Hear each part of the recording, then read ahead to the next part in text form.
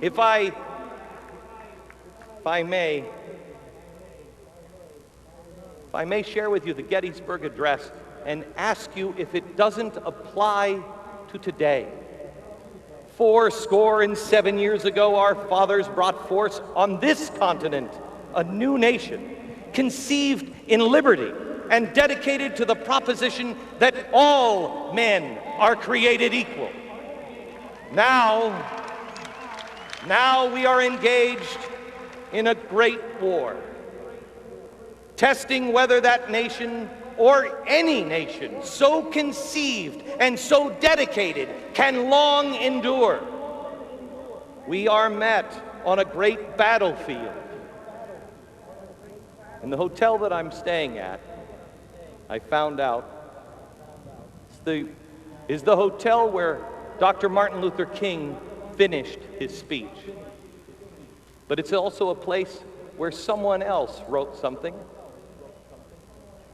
The Battle Hymn of the Republic, written here in a hotel just down the street, because you could see over the buildings at that time. They weren't so high, and you could see, and they watched the battle.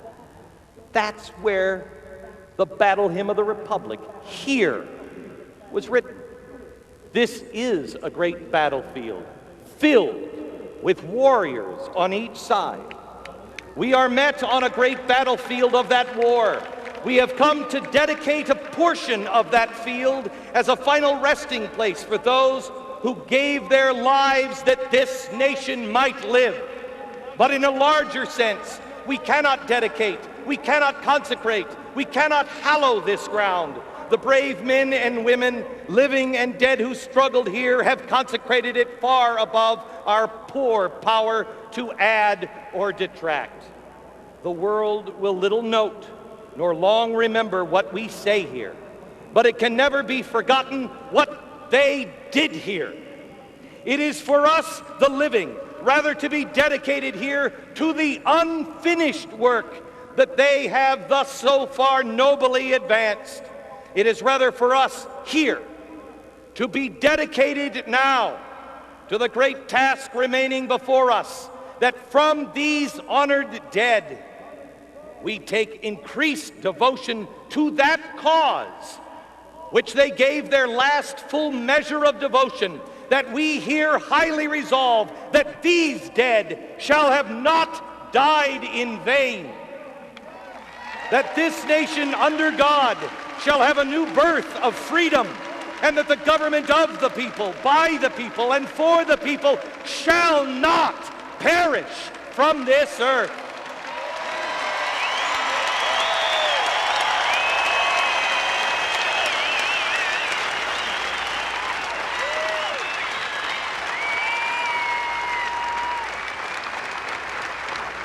America is at a crossroads, and we must decide, are those words that Abraham Lincoln spoke, and they have no relevance or meaning on us today? America is at a crossroads, and today we must decide, who are we? What is it we believe? We must advance or perish. I choose advance.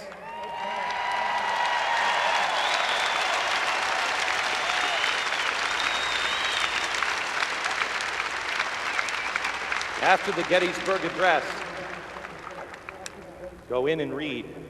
I invite you today, go in and read the second inaugural.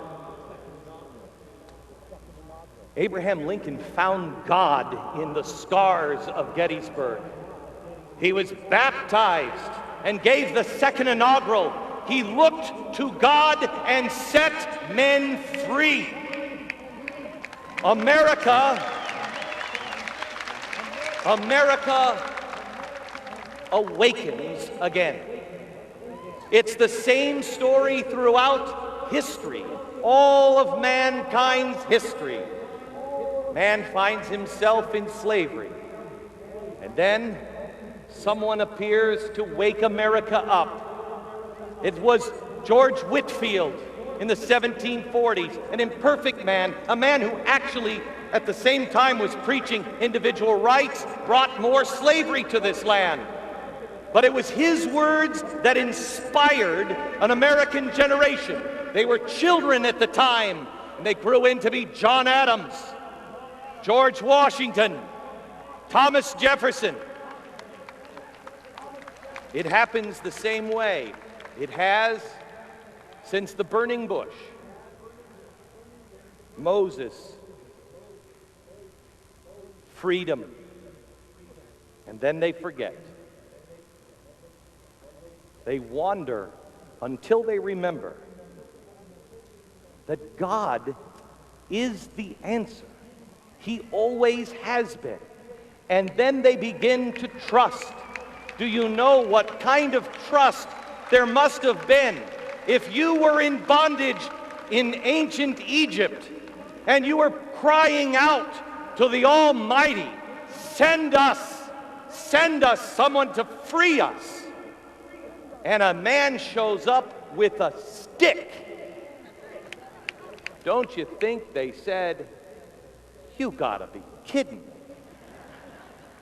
The all-powerful, the almighty, and he sends a man slow of speech with a stick. But look what that stick and that man did. Have trust in the Lord and recognize that Moses and Abraham Lincoln and George Washington, they were men. They were just like you. They just picked up their stick. I think I can relate to Martin Luther King out of all of these giants. I can relate to Martin Luther King probably the most because we haven't carved him in marble yet. He's still a man. And that's the message, that man makes a difference. What is it that these men have that you don't? What is it? Abraham Lincoln, the American Indian, Frederick Douglass, the moonshot, the pioneers. What is it they have that you don't have? The answer is nothing. They are exactly like you. They just did the hard thing. They just decided not to see themselves in any other way other than, oh crap, I gotta cross the mountains? Ask yourself, would you have crossed the mountains? I think I would have been stuck at the first river. And if I would have made it all the way to the Rockies, my family would have been right there in Denver, Colorado. Because I would have gotten there and went, oh, you gotta be kidding me. They went on. They relied on God and God's grace. America is great because America is good. But that's not the entire story. She's not just good because she's good.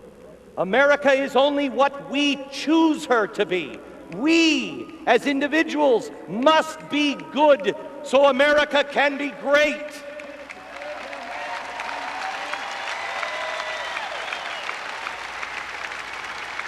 America is at a crossroads, and there is a clear and simple choice. Do we choose to just look at the scars?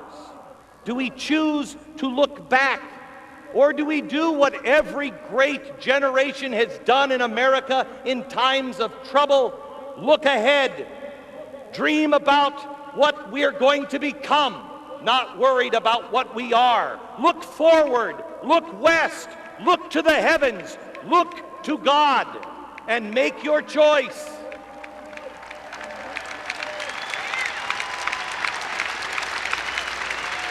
One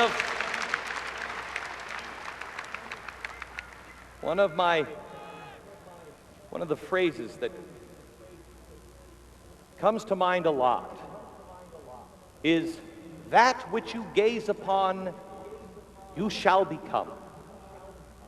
What is it we're gazing upon? What is it we look at? Why have we missed gazing upon the reflecting pool. What are you gazing on every day? Because that is what you will become. Are we so jaded as a nation? Are we so pessimistic that we no longer believe in the individual and the power of the individual? Do we no longer believe in dreams and the power of one person making a difference? I testify to you here and now, one man can change the world.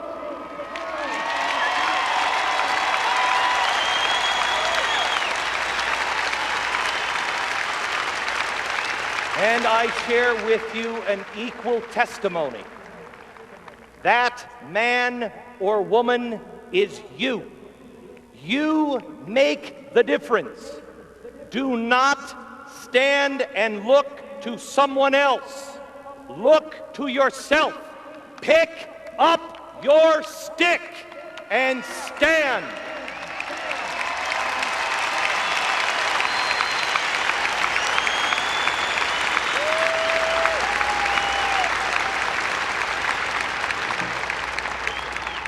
Too many Americans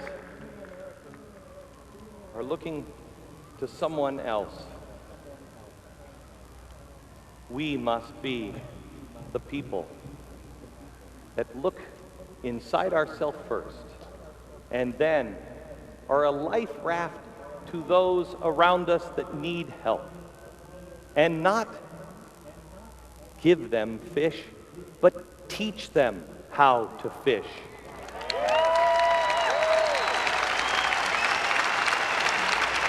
We are a nation. We are a nation, quite honestly, that is about as good a shape as I am, and that ain't very good. I was running around here this week on these steps trying to line up everything. I'd get up to the top and I'm like, okay, I got to sit down for a second. Because we've had a soft life. The poorest among us are still some of the richest in the world. The poorest among us have blessings beyond the wildest imagination of anyone that Mother Teresa visited. And yet, we don't recognize it. Instead, we've grown tired. We've grown weak. We're dividing ourselves. There is growing hatred in the country.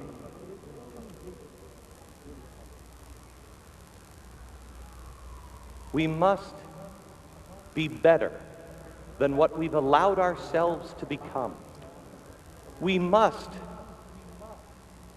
get the poison of hatred out of us, no matter what anyone may say or do, no matter what anyone smears or lies or throws our way or to any American's way.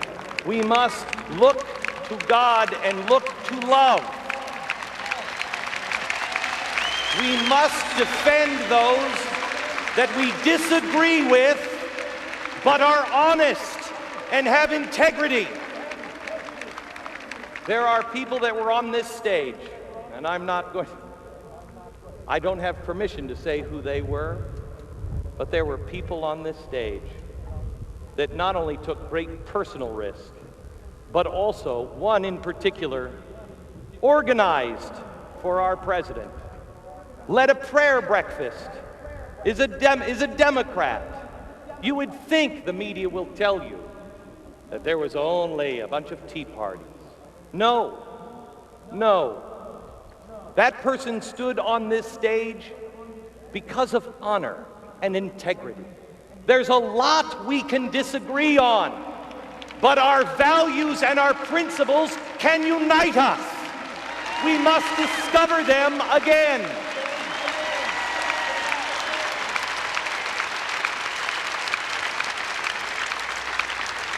Americans have always looked to explore. We went west, and then we went up.